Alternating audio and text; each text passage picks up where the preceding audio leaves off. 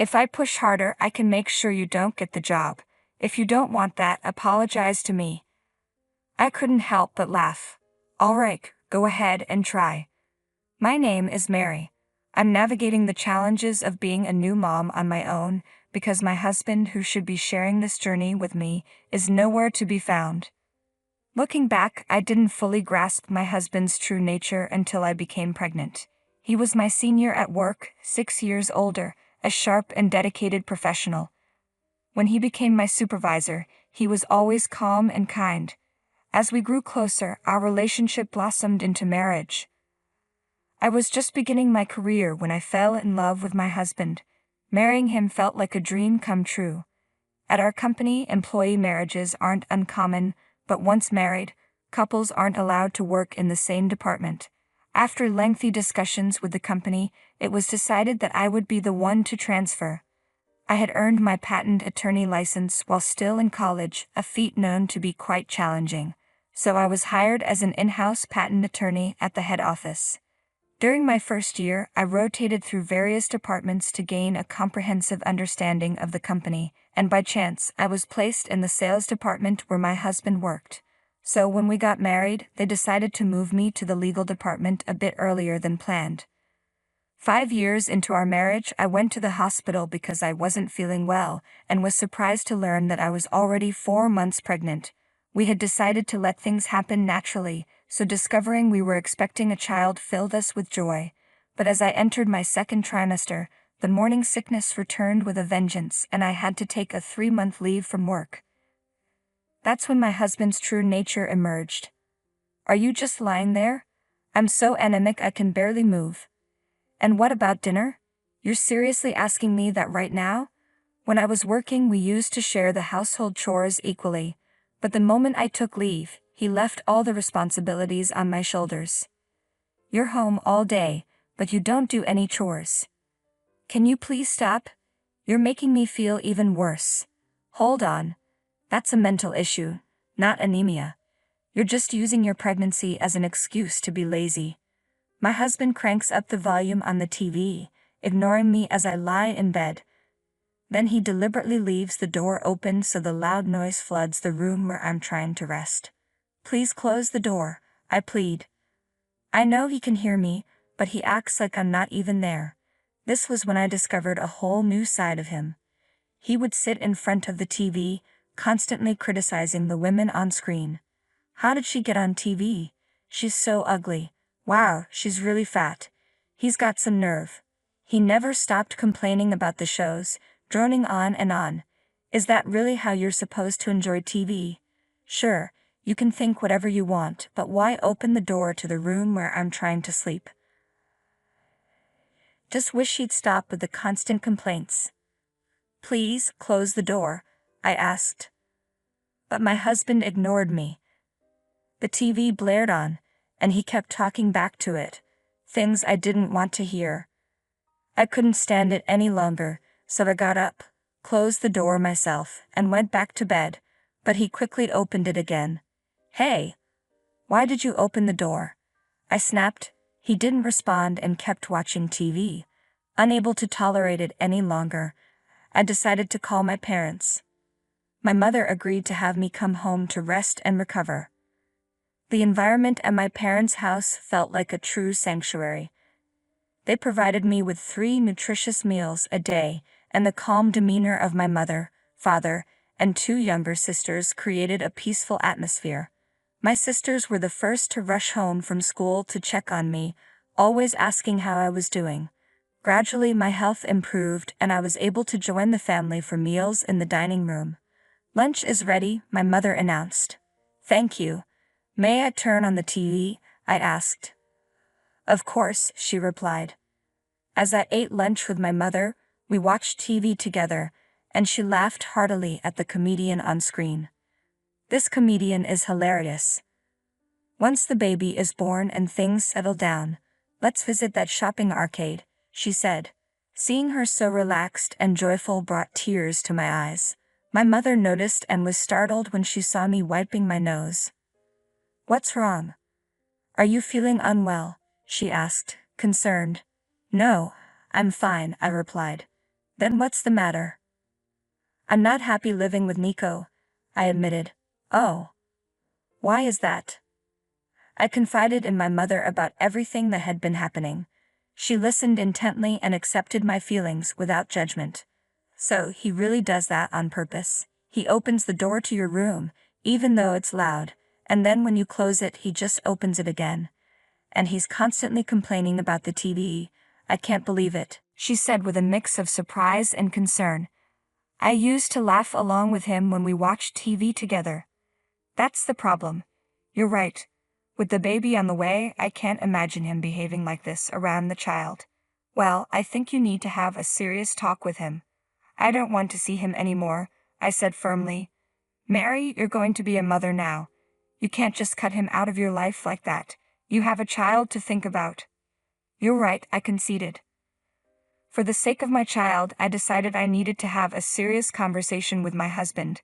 Feeling much better, I took a 2-month leave of absence and returned to work. I went back to the house where I had lived with my husband. The rest of the house was immaculate and well maintained. He seemed to be managing well on his own, but the smell in the air was unpleasant. I wondered if it was just my heightened sense of smell during pregnancy. When I opened the door to my room, I was shocked. It was in a terrible state, almost like a dump. The smell was coming from this mess. It looked as though he had been eating in there. Unwashed dishes and garbage were strewn across the floor. Just then my husband came home. What, you're back? He asked, surprised. What's going on here? I demanded, looking at the state of my room. What do you mean, what's going on? He replied, feigning ignorance. My room. It's a complete mess. What happened? It's a consequence for neglecting your chores, not taking care of me, and running back to your parents. And you've gained weight. Don't get any heavier or I'll divorce you. You weren't like this before I got pregnant. Why the sudden change? I've always been like this. You just didn't notice. If you don't take care of me, pretend to be sick, or go back to your parents, I'll make things worse for you. What about the child? I asked. He responded, confused. If we prioritize our child, then you should start taking better care of yourself. That's how it's supposed to be when the child is still small. You're being ridiculous. I come first. Don't you understand? The child comes second. Now, get up and make dinner. I'm going to stay at my parents' house, I said firmly. Oh, that's fine. I'll just find another way to punish you later, he replied dismissively. In the end, we couldn't resolve anything, and I decided it was time to divorce my husband. I returned to my parents' house to talk things over with them. Didn't expect things to get this bad, I said. What can I say? He's a twisted piece of work, my mother replied. He's a complete scumbag, my father added. No, he's a real scumbag, my mother corrected. What are you all talking about? I asked, a bit bewildered. My family's support brought me comfort. My baby and I were well taken care of, and we received a warm welcome from them. As time passed, I gave birth to a healthy baby boy. Although my parental leave was supposed to last a year, with my mother's help, I returned to work 6 months after giving birth. Everything I do is for the sake of my son. I'm determined to work hard and provide for him.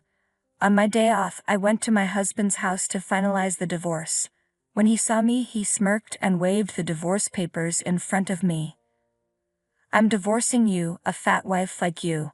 Here are the papers, he taunted. Oh, I'm glad you're so prompt. You can just sign them now, I said. As I reached for the papers, my husband quickly crumpled them up. What are you doing? I demanded. Hold on. You need to hear my side of the story first. What do you mean? Just listen to me. Look at me, he insisted. No, you said you're divorcing me. I heard you. Now go ahead and finalize it. You think you can't survive without me. I've managed perfectly well without you for the past 6 months. In fact, it's been quite peaceful. I'm a salesman, he said. So, I'm the one who brings in business for the company. That's why you all have jobs. Are you serious? A company is only as good as its salespeople. Show me some respect, he insisted. Just sign the divorce papers, I said firmly. I pulled the divorce papers from my bag, but my husband tried to rip them up and throw them away. What do you think will happen if you destroy them? I asked. His hand paused. I then took out a voice recorder and my phone from my bag. I recorded our entire conversation, I said. He reached out and took the voice recorder from me. The phone is connected to my colleague, I said. Even if you tear up the divorce papers or delete the recordings, my colleagues are hearing everything. If you don't sign these papers now, I'll have my colleagues file a complaint with the sales department. So, what's it going to be? Sign them, or tear them up? My husband, clearly realizing the seriousness of the situation, nodded and began filling out the divorce papers. I don't want any alimony or child support. Just stay away from us, I said. All right, I've signed the papers, he replied. I quickly left the house. Thanks, Mom, I said into the phone. It's all right. Just head to the city office, she advised. My phone was connected to my mother, and I was relieved that he hadn't discovered my deception. Although I could have enlisted help from my colleagues, I couldn't involve the company in this personal matter, no matter how much of a jerk he had been. The company was crucial to both of us, but he rendered my final gesture of mercy meaningless. After the divorce was finalized, my ex-husband took advantage of the situation to spread damaging rumors about me.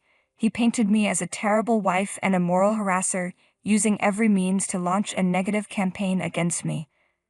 Despite his attacks, I chose to remain silent and didn't engage with his accusations.